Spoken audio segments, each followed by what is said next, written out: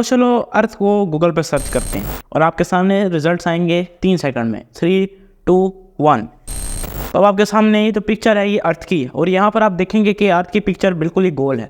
अर्थ बिल्कुल इस सर्कल लगती है, लेकिन ये सच नहीं है, ये एक झूठ है। So welcome to another episode. आज की वीडियो में हम ऐसी ज़बरदस्त चीज़ें जानने वाले हैं अर्थ के बारे में। और आप इंट्रो में तो देख ही लिया कि अर्थ को गोल दिखाया गया है, जो कि झूठ है। कैसे, आज हम इस वीडियो में जानेंगे। लेकिन सबसे पहले अर्थ को इंट्रोडक्शन देना ज़रूरी है। अर्थ क्या है?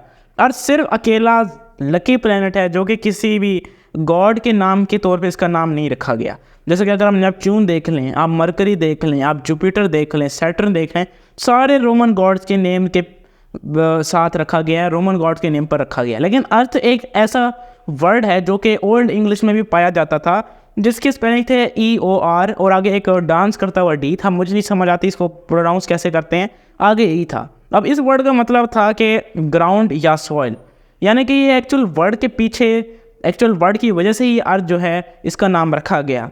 लेकिन आपको अर्थ के बारे में कितना पता है? चलो, अगर आपको मेरे फैक्ट्स बताए गए पता है तो इसका मतलब है आप अर्थ के बारे में वाकई बहुत कुछ जानते हैं। सबसे पहली चीज़, earth is not a perfect sphere. Earth एक सर्कल नहीं है, एक परफेक्ट स्फीयर नहीं है। जब आप स्पेस से किसी भी चीज़ की पिक्चर लेते हैं, किसी भी हेवनली बॉडी की, तो दूर से ऐसा लगता है कि वो एक परफेक्ट स्फीयर है। लेकिन जब आप उससे करीब पहुंचते हैं तो आपको पता चलेगा कि अर्थ एक्चुअली एक परफेक्ट स्फीयर नहीं है। ये इसकी अपनी साइड्स पे फ्लैटन है, थोड़ा सा ओवल लाइक टच है इसका। अब जब भी आप किसी ब्लैक होल या स्टार की दूर से पिक्चर लेंगे, जैसे कि सन है, अब आप जब देखेंगे दूर से, आप लाखों किलोमीटर के फासले से दूर देखेंगे तो आप उसके वो मार्जिन नहीं देख सकेंगे जो कि आप करीब होकर देख सकेंगे। यही हाल अर्थ के साथ है। अगर आप किसी की एग्जैक्ट शेप देखना चाहते हैं तो आपको उस खास जगह, उस खास प्लेनेट, उस खास स्टार के बहुत करीब जाना पड़ेगा ताकि आप उसकी एग्जैक्ट शेप को पता लगा लें।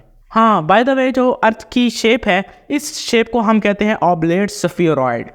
एक्चुअली अर्थ के पोलर एरियाज और इक्वेटोरियल रीजन्स के दरमियान जो उनके डायमीटर में फ़र्क है वो 26 माइल्स का है, जो कि सुनने में बड़ा लगता है। अगर आप एक जगह खड़े होकर देखें तो ये डिफरेंस बहुत ज़्यादा है, और इसी वजह से अगर आप अर्थ के करीब से देखेंगे तो आपको ये ओवल लाइक स्ट्रक्चर दिखेगा।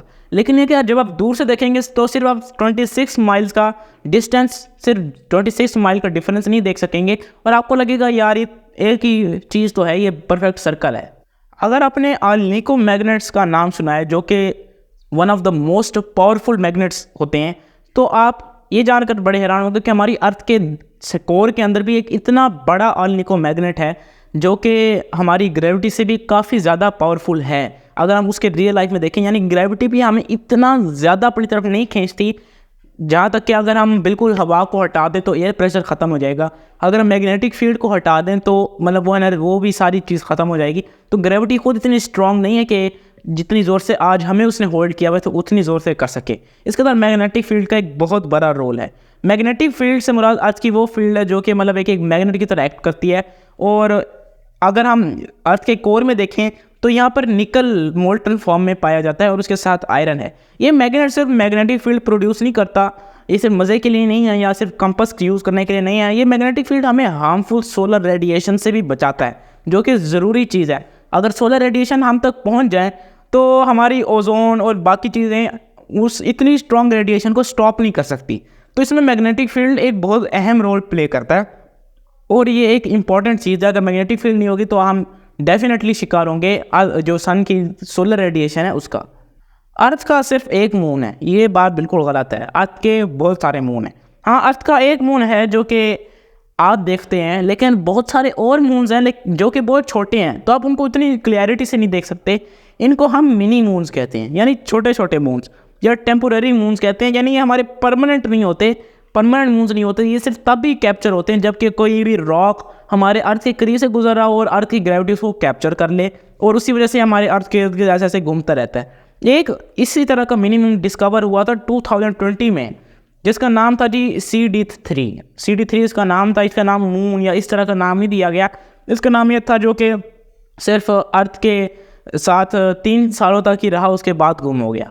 तो दोस्तों, अगर आपको 3 फैक्ट्स पता थे तो कमेंट में ज़रूर बताना, फिर इसका मतलब है आपको अर्थ के बारे में नॉलेज बहुत ज़्यादा है। अगर मिलेंगे तब